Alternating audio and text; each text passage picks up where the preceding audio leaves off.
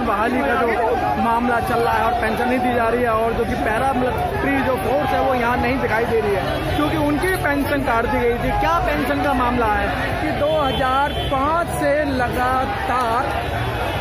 लगातार इस तरीके की जो पेंशन है। नेशन न्यूज़ 24/7 में आपका हार्दिक स्वागत है।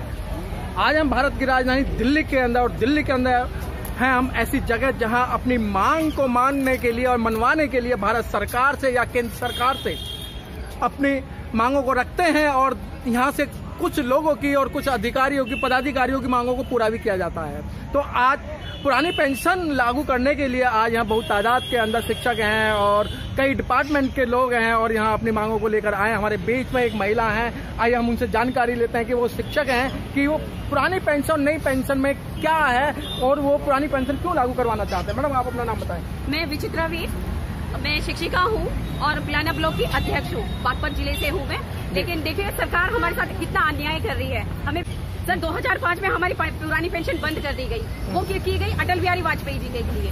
उन्होंने हमारी पेंशन इसलिए बंद कर दी क्योंकि हम सरकारी कर्मचारी नहीं है क्या? हम बुढ़ापे में हम कहाँ जाएंगे? क्या हम अपने हाथों में कटोरा ले लें? ये MP, विधायक, MLA, ये सब लोग क्या करते हैं? एक दिन 2 दिन विधायक रहे और बस उनकी पुरानी पेंशन बन जाती है। हमारी पेंशन क्यों नहीं है? हमें पुरानी पेंशन चाहिए और अब हम अपना अधिकार लेकर रहेंगे। हमें हमारी पुरानी पेंशन चाहिए।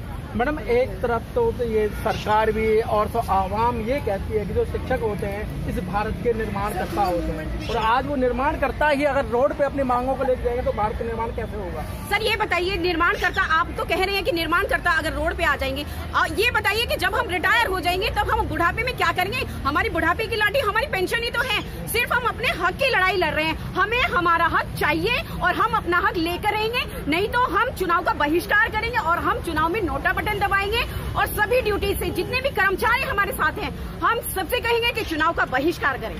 नोटा दबाने से भी तो नुकसान होगा, और आप नोटा दबाएंगे उससे बहुत बड़ा नुकसान है क्योंकि जो सरकार बनने नहीं जा रही फिर वो दोबारा सरकार बनेगी। नहीं सर, नोटा नहीं बनने जा रही तो फिर इसका भी इलाज हमारे पास है। हम बिल्कुल पूर्ण रूप से चुनाव का बहिष्कार कर देंगे। क्या मोदी जी ने जो वायदे किए थे, क्या उनमें से जो 2 करोड़ नौकरियों देने का वादा था या जो बेटी बचाओ बेटी पढ़ाओ का नारा था, उनमें से कितने वायदे पूरे हुए हैं? कुछ वायदे पूरे नहीं हुए सर। झूठी सरकार है, निकम्मी सरकार है, और जो सरकार निकम्मी, हमें उस सरकार को बदलना है। जो सरकार निकम्मी है वो सरकार बदलनी है। जो सरकार निकम्मी है वो सरकार बदलनी है। और हम इस चुनाव से 2019 में इस सरकार को नहीं आने देंगे और इस चुनाव में इस सरकार को तख्ता हम हिला कर रख देंगे। बहुत रोष है लोगों के अंदर कि अगर हमारी पेंशन को बहाल नहीं किया गया, पुरानी पेंशन को लागू नहीं किया तो हम तख्ता पलट देंगे। वोट भी यही डलवाते हैं, EVM मशीन भी इन्हीं के हाथ में होती है, लेके भी यही जाते हैं। तो सरकार को सोचना पड़ेगा कि क्या होगा। हमारे साथ में साथी होने। सर, क्या नाम है आपका? मैं प्रवीण शर्मा, जिला अध्यक्ष बागपत। मैं सिर्फ इतना कहना चाहता हूँ कि कई बार हाई कोर्ट के डिसीजन में भी क्लियर हो चुका है कि जो पेंशन है वो केवल और केवल वेतन का हिस्सा है जी। पेंशन किसी की बपौती नहीं है। पेंशन जो भी लोग दे रहे हैं वो कोई दया नहीं है जी।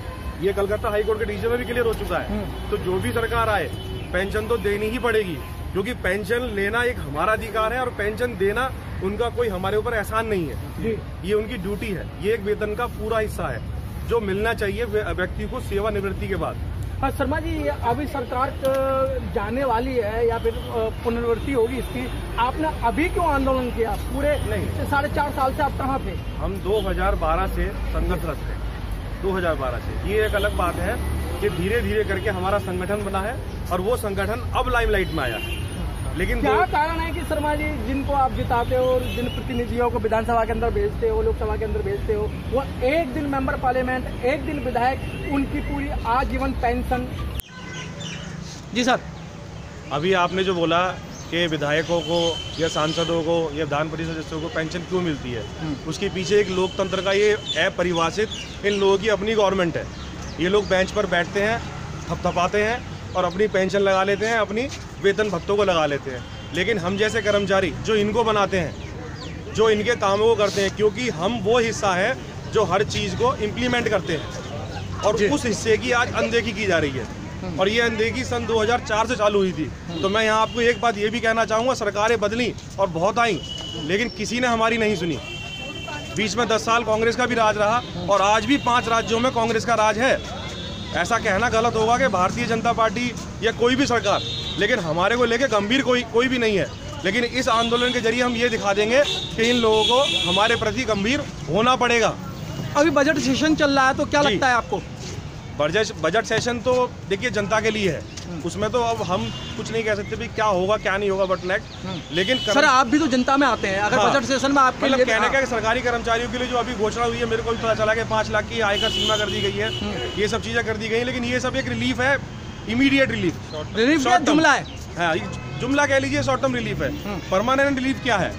आज अगर जेटली साहब परेशान होते हैं, बीमार होते हैं, तो वो उसी पेंशन के आधार पर अपना इलाज करा लेते हैं, या वाजपेयी जी भी करा लेते हैं। और सबसे बड़ी देखिए व्यवस्था में खराबी, एक व्यक्ति विधायक बनता है, वही व्यक्ति सांसद बन जाता है, और वही व्यक्ति आगे चल के राज्यसभा का सांसद बन जाता है। मतलब 3 पेंशन, एक पेंशन नहीं, 3 बार आपको मौका मिला पार्लियामेंट में या सेशन में जाने का, तो आपकी पेंशन हो गई 3 जी। और यहाँ पर क्या बोला जा रहा है हमसे कि आप शेयर मार्केट में पैसा लगाओ, शेयर मार्केट में, जिसका कहीं से कहीं तक कोई भी मतलब आप ये समझिए कि कोई गारंटी नहीं है।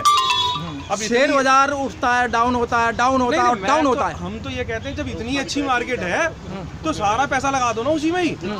आप ही कोई पेंशन ले रहे हो, अपने पेंशन में से कटवाओ और शेयर मार्केट में लगाओ। हमारा पैसा आप शेयर मार्केट में लगाओ, कहीं लगाओ। अगर आपकी इन बातों पे कोई अमल सरकार नहीं करती तो आगामी योजना क्या रहेगी आपकी? आगामी योजना रहेगी कि हम लोग कंप्लीट वर्क रोक देंगे, बिल्कुल कार्य बहिष्कार करेंगे, तालाबंदी करेंगे। बहुत बहुत धन्यवाद।